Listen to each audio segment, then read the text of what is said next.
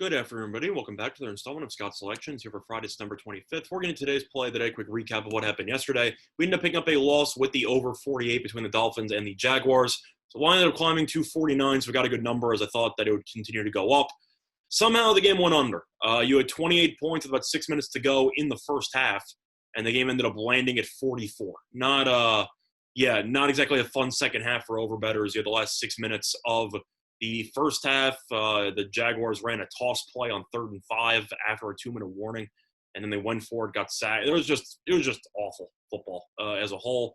Minshew had a shot there for a garbage time drive, threw a pick inside of the 25-yard line or so of Miami. We ended up picking up a loss there. Now, for today's play today, I do know that there's some NBA and et cetera going on, but we're going to be going through some UFC stuff. Now, I know that I usually, for the last 2 cards, did a moneyline parlay, and we ended up talking about that. However, I have noticed in the comment section, some people wanted me to go back to the old format where I broke down pretty much the entire card, talked about my plays in several fights, and kind of like what we used to do for the UFC show with Scott Steen. So for that reason, I'm going to be doing it solo, but I'm not going to be doing one pick as the play of the day. We're going to be going through the entire UFC 253 card and talk about my favorite plays on the card.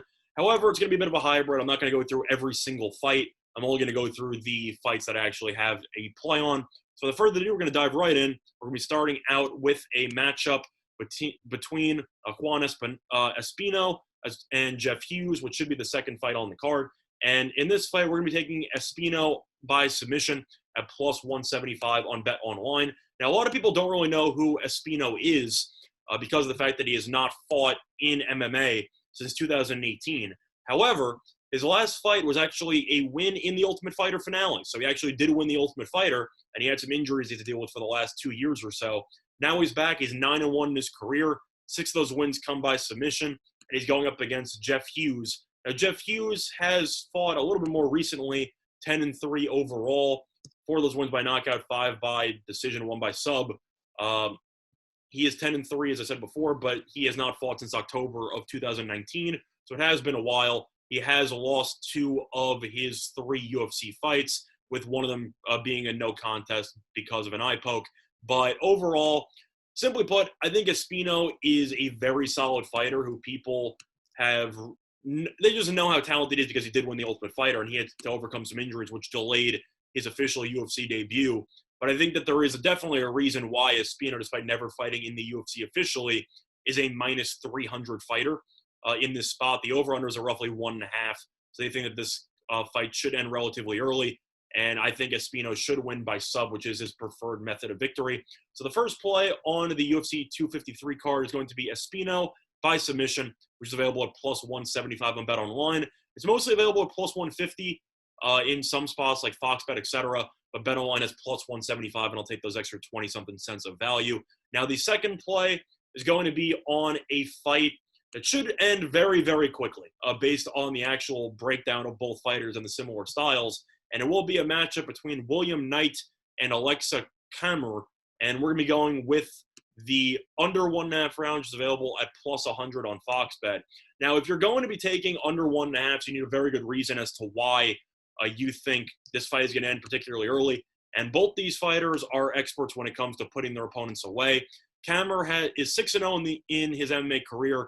5 wins by knockout, 1 win by decision. And if you want to look at his actual numbers, he has had 4 of those 6 fights end within the first 48 seconds of the second round. So he tends to put his opponents away very early, and he's a knockout specialist, which is important because his opponent in this fight, William Knight, has all 8 wins by knockout and 1 loss by knockout. So Knight is also not afraid to throw his hands.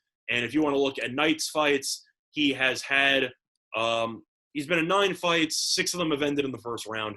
And I think you should see fireworks to happen very early in this fight. I think somebody will get clipped. Both these guys don't wrestle a lot at all. You'll see them try to take each other's heads off. And I think that in a Rock'em Sock'em Robots type of fight, under 1.5 at plus money at plus 100 at Fox Bet is definitely a solid deal because you should see them just swing for the fences. And as soon as somebody connects, you should see lights out for somebody. Now, we're going to be looking at a second play on this fight, though, with Knight and Kammer. And we're going to be going with the fight to end in the first 60 seconds, which is available at plus 850 on Fox Bet. This will be for a fifth of a unit, so of course I am betting responsibly by taking less on this long shot prop. But once again, same reasons. Both these guys are going to come out immediately, just start throwing hands. And I think if one of these two clips, especially at just with the power that both these guys possess at the light heavyweight division, I simply think that if one of them connects early, I think you should see one of them hit the deck. So I think that this fight should end very early, as I said before. I like the under 1.5 rounds at plus 100, and I also like the fight to end in 60 seconds, which is available at Fox Bet at plus 850. Now, the fourth play on the card is going to be on a matchup between Jake Matthews and Diego Sanchez. Diego Sanchez, of course, is a UFC legend who has been a part of some of the greatest fights in the history of the sport. Unfortunately, those were a long time ago because he's nowhere near the fighter he used to be. Diego Sanchez right now is at the ripe age of 38. He is 30-12 in his career. He did win his last fight against Pereira. However, he was getting absolutely demolished for about 2.5 rounds before he ended up winning on a technicality because Pereira kneed him while he was on the ground. So he did win by disqualification, which he was getting killed in that fight. There was no chance he was going to win. It probably would have been 30-27 on the scorecards, but he ended up getting the lucky victory there. So even though he has won 3 of his last 4, he really has not looked that sharp. Chiesa killed him in that fight that he had before that. He beat Mickey Gall, who's not very good. He beat Craig White by decision in 2018. Craig White is not that great either. Looking through his opponent in this fight, you have Matthews, who is a pretty solid fighter. I can't say that he's a superstar by any means, but he definitely is the better fighter in this spot, especially with Sanchez showing massive signs of decline at the age of 38. Matthews is 26. He's 16-4.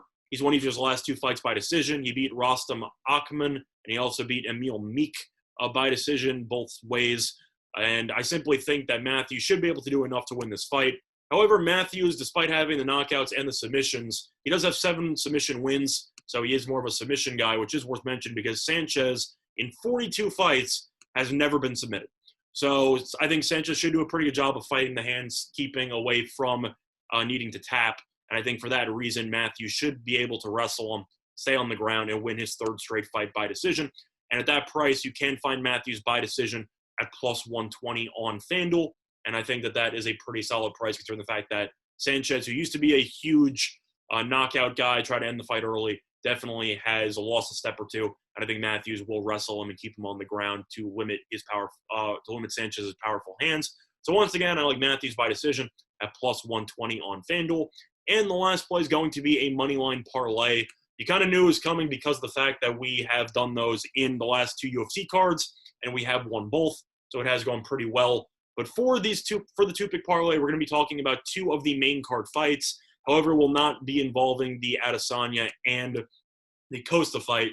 Spoiler alert, if you're looking for an Adesanya-Costa pick, I really don't have one. You have a 13-0 guy and a 19-0 guy. I'm really just going to sit back and enjoy it. I think that fight should be really, really entertaining. And I'm personally rooting for Costa. I think Costa's the more entertaining fighter. The Adesanya-Romero fight left a bitter taste in my mouth. So I'm kind of hoping for Costa because I know every time Costa shows up, you see fireworks. But we'll see how that fight plays out. I'll definitely be glued to my TV for that. And hopefully the fight will be entertaining. But the first pick in the 2-pick parlay is going to be on Vieira, as she ends up taking on Eubanks, and I like Vieira on the money line in this fight as the first pick in this money line parlay. A couple reasons why. First of all, Vieira is just a very solid fighter, 10-1 overall. She did lose her last fight to Irene Aldana. Aldana's a solid fighter, but in the UFC, she does boast a very impressive 4-1 record. She has been very good. And Eubanks is 6-4 overall. Eubanks has looked, I'd say, better recently. If you want to actually break it down, she is some people are saying that she's a live dog. I don't see it. She's taking this fight on short notice, and I think that's a terrible spot for her.